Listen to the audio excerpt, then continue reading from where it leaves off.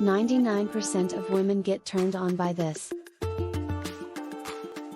It's not accurate to claim that 99% of women are turned on by any specific thing or stimulus.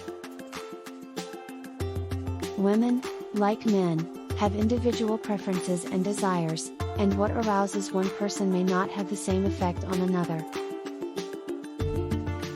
Human sexuality is complex and influenced by a wide range of factors, including emotional connection, physical attraction, personal history, and individual tastes.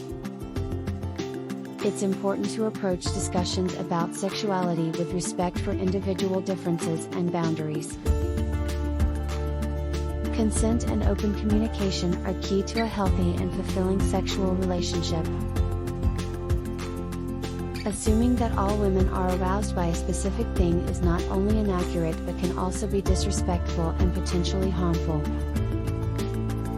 Always prioritize mutual respect, understanding, and consent in any sexual context.